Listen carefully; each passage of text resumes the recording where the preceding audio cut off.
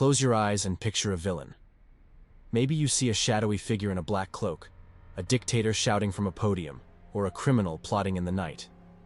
Villains, in our imagination, are obvious. They wear their darkness like a mask, announcing themselves as the enemy of all that is good. But what if that image is misleading? What if being a villain isn't about cackling laughter or sinister plans, but something far subtler and closer to home? What if you could be a villain and never even know it? The question is not just unsettling, it's personal. Because when we imagine evil, we almost always imagine it as something outside of us, something foreign, something belonging to them. Rarely do we ask if it could belong to us. And yet history, psychology, and philosophy whisper the same haunting truth. Ordinary people, people who thought themselves good, have committed the worst atrocities, justified their cruelty, or turned a blind eye when it mattered most. The villain, it turns out, might not always know they're the villain, and sometimes they might even believe they're the hero. Let's step back for a moment. In stories, villains are easy to spot because their role is written. Darth Vader, Voldemort, the Joker. They're scripted antagonists. But in real life, there is no narrator telling you which part you play. Life doesn't come with a soundtrack warning you when you've crossed a line. That's what makes the question so dangerous. Morality in reality is ambiguous, messy, and often cloaked in self-deception. Take the psychologist Philip Zimbardo's famous Stanford prison experiment in 1971. Volunteers were randomly assigned the roles of guards and prisoners in a mock prison. Within days, ordinary young men who saw themselves as decent, rational individuals began abusing, humiliating, and dehumanizing their peers simply because the situation encouraged it. They didn't walk in thinking, "I will become cruel." They believed they were doing their role, keeping order, following the structure. But cruelty slipped in unnoticed, and before long, the line between playing a role and embodying it blurred. The chilling lesson? Evil doesn't always announce itself with malice. Sometimes it hides in obedience, in routine, in going along. You can slide into villainy not through a conscious choice, but through 1,000 unconscious ones. This idea echoes in Hannah Arendt's reflection on Adolf Eichmann, one of the architects of the Holocaust. Observing his trial, she coined the phrase, "the banality of evil." Eichmann was not a monster foaming at the mouth. He was an unremarkable bureaucrat, a man who insisted he was simply following orders, advancing his career, doing his job. He did not perceive himself as a villain, and yet history judges him otherwise. This is where the reflection becomes deeply uncomfortable. If Eichmann did not see himself as a villain, how many of us could be walking similar paths, blind to the harm we cause, convinced of our righteousness? Here's where psychology offers another layer.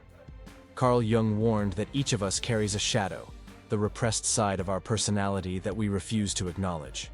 The shadow contains impulses we call bad, but also aspects of ourselves we deny out of fear or shame. If we don't confront this shadow, Jung argued, it doesn't disappear. It operates unconsciously. Until you make the unconscious conscious, he said, it will direct your life, and you will call it fate. So, could you be a villain and not know it? Jung would say yes, especially if you have never wrestled with your shadow.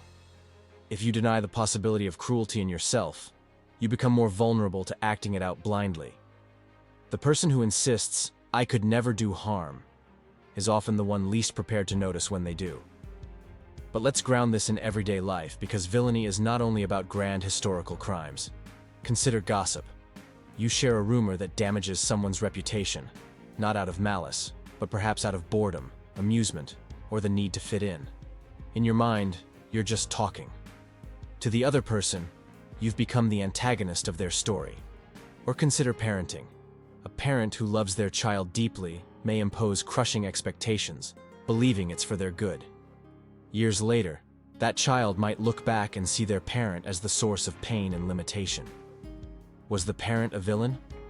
From their own perspective, never. From the child's perspective, maybe. This reveals something crucial. Villainy is often a matter of perspective. Heroes and villains are not fixed categories, but relational roles. One person's savior can be another person's oppressor. One nation's patriot can be another's tyrant. The labels shift depending on where you stand. Philosophy sharpens the edge of this question. Nietzsche warned that morality itself is not neutral. What we call good and evil often reflects the values of those in power. Sometimes people branded as villains are simply resisting unjust systems, while those hailed as heroes are complicit in oppression. But here's the paradox. This cuts both ways. What if, in defending what we think is right, we become blind to the harm we inflict? What if, in the pursuit of noble causes, we trample others without realizing it? History is littered with examples. Revolutions begin with cries for justice, yet often end with terror and purges. Leaders convinced of their righteousness unleash violence in the name of freedom. The road to villainy is frequently paved with certainty, the belief that I am unquestionably on the side of good. Modern psychology calls this moral self-licensing. When we do something good, donate to charity, help a friend, we sometimes unconsciously give ourselves permission to cut corners elsewhere. We think, I'm a good person, so this little selfish act doesn't matter. But over time, those little acts add up, and the gap between who we believe we are and what we actually do widens. Without realizing it, we drift into the territory of the villain, not by conscious design, but by unconscious accumulation. Even Stoic philosophy, with its emphasis on virtue, warns of this trap. Marcus Aurelius wrote, "It is possible to be unjust by doing nothing." You don't need to commit obvious harm to slip into villainy. Sometimes failing to act, turning away from suffering, refusing to speak when silence enables injustice, makes you complicit. You may see yourself as neutral, but to the oppressed, your inaction is villainy. This raises a painful truth. The villain is rarely self-aware. Almost no one wakes up in the morning thinking, "Today I will be evil." Instead, people tell themselves stories. Stories of duty, loyalty, self-protection, even love. A villain is often just someone living inside a story that justifies their harm. And once a story takes root, it can be nearly impossible to see outside of it. But here's the invitation. What if the real act of heroism is not fighting an external enemy, but questioning your own story? What if the only way to avoid becoming a villain without knowing it is to live in a state of vigilance, humility, and constant self-examination? Let's imagine this more personally. Could you be a villain in the eyes of someone you love? Think of a friend you abandoned in their time of need because you were too busy or too afraid. Think of a partner whose trust you broke, even if unintentionally. Think of a stranger whose suffering you ignored because it was inconvenient. None of these make you a cartoon villain, but to someone, in some moment, you were the antagonist. This is not meant to drown you in guilt, but to awaken awareness. Because the real danger is not making mistakes. We all do, but refusing to recognize them. A villain who knows they are a villain still has a chance at redemption. But a villain who insists they are innocent, who never questions themselves, that is when darkness calcifies. So, could you be a villain and not know it? The answer is yes. In fact, it is not only possible, it is probable.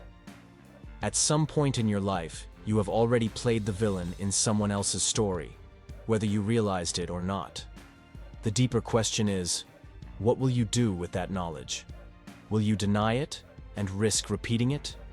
Or will you let it humble you, sharpen your awareness, and make you more attentive to the impact you have? Perhaps the ultimate moral task is not to banish villainy from ourselves, an impossible goal, but to recognize its seeds, to uproot them when they appear, and to take responsibility for the harm we cause, even unintentionally. Because in the end, the line between hero and villain does not run between people. It runs through every human heart. And the moment you forget that, the moment you say, "I could never be the villain," you are already halfway there. So I'll leave you with this reflection. The world doesn't need perfect heroes. It needs imperfect people willing to face their shadow, willing to admit when they're wrong, willing to ask, again and again, am I becoming the villain in someone else's story? Because awareness may not erase the possibility of villainy, but it might just keep you from walking blindly into it. If this reflection made you pause, share it with someone who might need to hear it too. Subscribe for more explorations into the hidden corners of psychology and philosophy. And remember, sometimes the bravest act is not slaying a villain out there, but facing the one within.